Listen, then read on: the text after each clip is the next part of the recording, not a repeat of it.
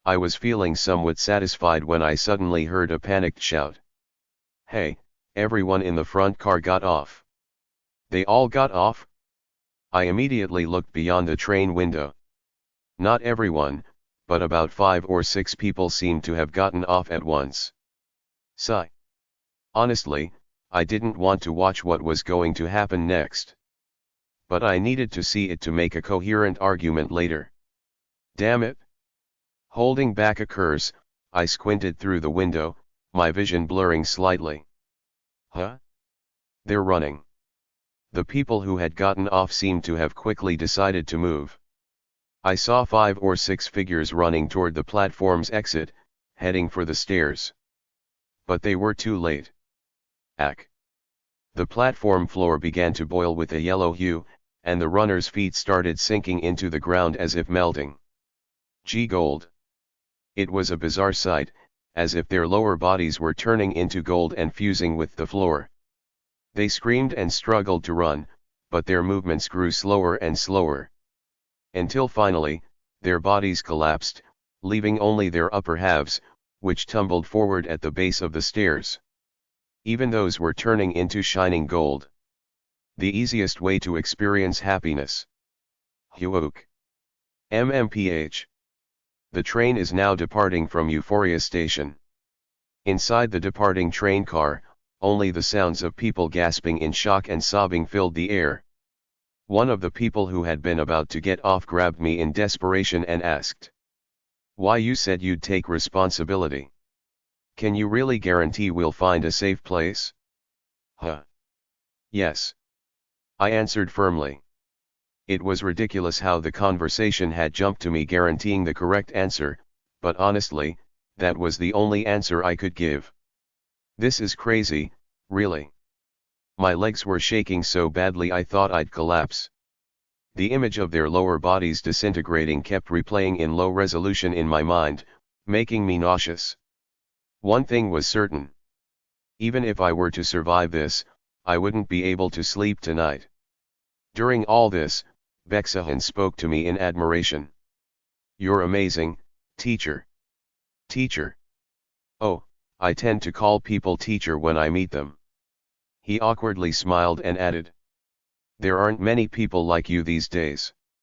You know, who can firmly say what's right or wrong, instead of speaking in vague terms like I think it might be. I hope the outcome matches your confidence." Thanks for the encouragement, but this isn't the kind of situation where vague words or detached speech will help. If we don't get a good result here, you're dead too, you know. Wait. No, that's not right. I had missed something while whining about how scared I was. If there's a record of Beksahan working as an employee in. If that's the case, couldn't I just follow Beksahan when he gets off at a station? If I convince myself and go Yanjaan, that makes 3 of us. When someone actively supports getting off, there's a higher chance others will follow as well. Is it really this simple? Beksahan. Yes. Is there a particular station you want to get off at? I mean, is there a word or name that, when it appears, makes you think, I should get off here? Suddenly. I'd like to hear everyone's thoughts. Beksahan seemed to ponder for a moment before shrugging. Not really. I'm not very knowledgeable about this stuff. I see. So, he hasn't gotten a clear idea yet. I nodded casually. In any case, this seemed like a decent idea, so I was going to keep an eye on it. Ding, ding. Attention passengers, this is an announcement from Abyss Transpo to ensure a pleasant journey. Please pay attention. The announcement started again. Everyone stopped talking and immediately looked up. The train is about to pass through a curved section, which may cause noise and shaking. Please be seated to prevent accidents. Fucking hell. Everyone, let's sit down. Without any objections, everyone quickly took their seats. It was as if my earlier remarks about the announcements had sunk in. Even the person who had been adamant about getting off earlier sat down quietly and was one of the first to find a seat.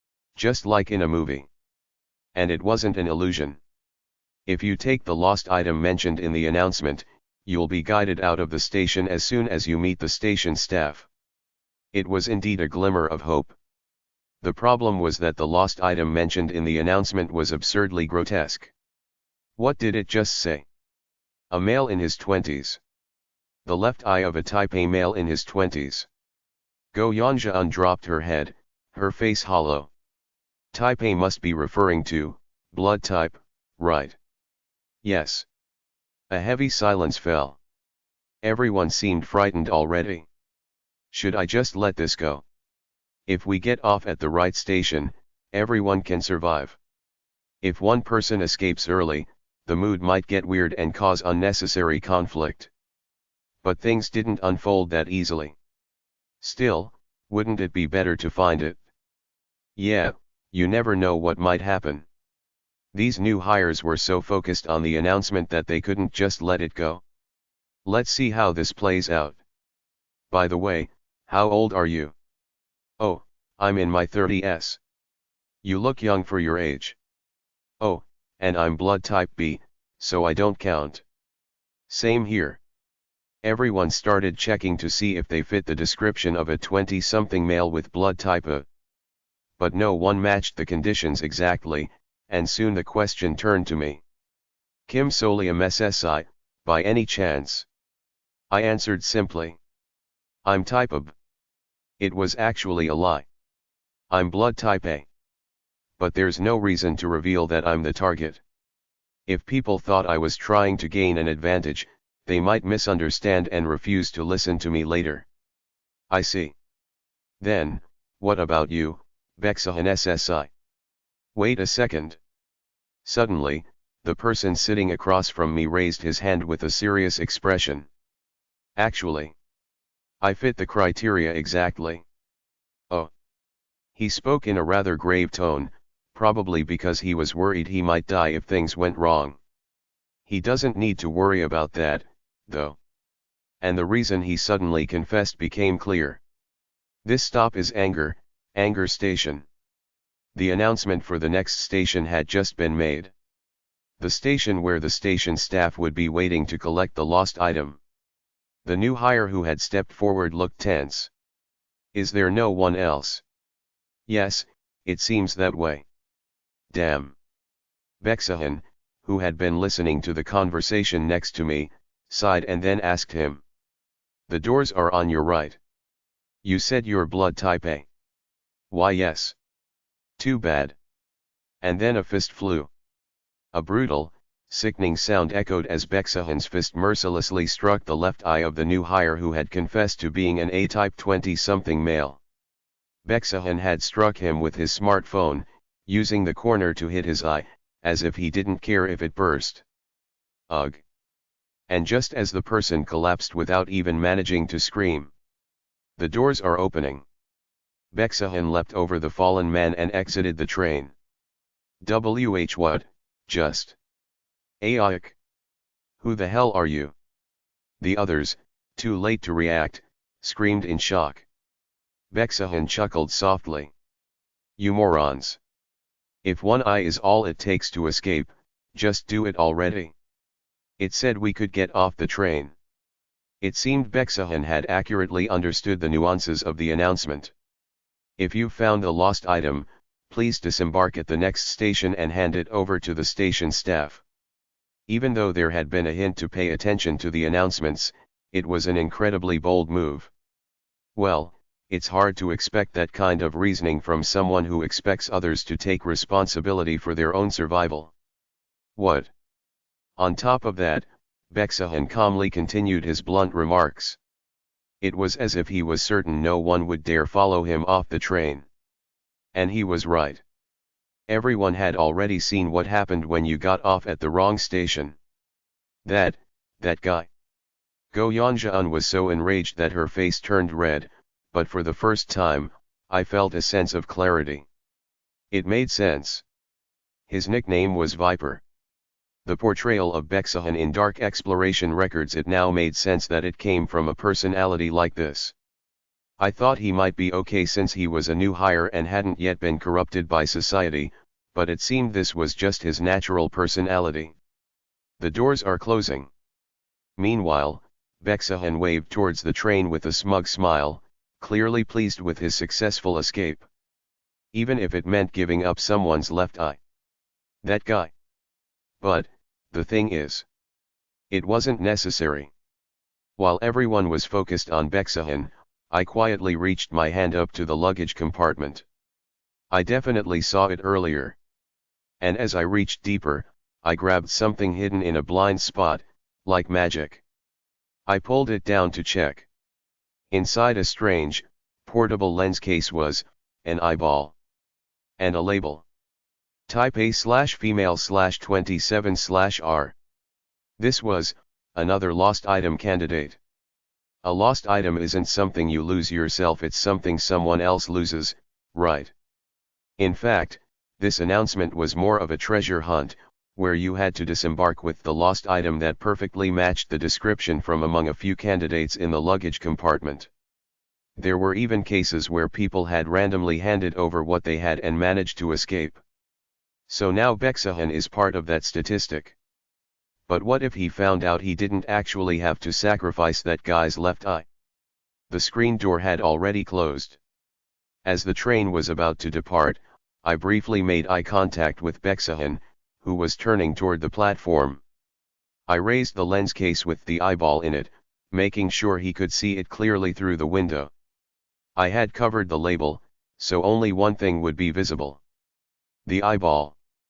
Dash. Through the glass door, Bexahan's expression changed as he realized what it was. But by then, it was too late. The train is now departing from Anger Station. The train began to move. I looked back at the new hire Bexahan had attacked. Judging by the wound on his left eye, Bexahan had tried to eliminate another correct lost item besides his own. He must have thought only one lost item would be acknowledged. I couldn't blame him for trying to survive by escaping on his own, but he had crossed a line. I turned my head back toward the door. From far behind, I heard the sound of someone furiously pounding on the sliding doors. And faintly, in the distance of the departing platform, I thought I could hear the agonized screams of someone enduring a strange kind of pain.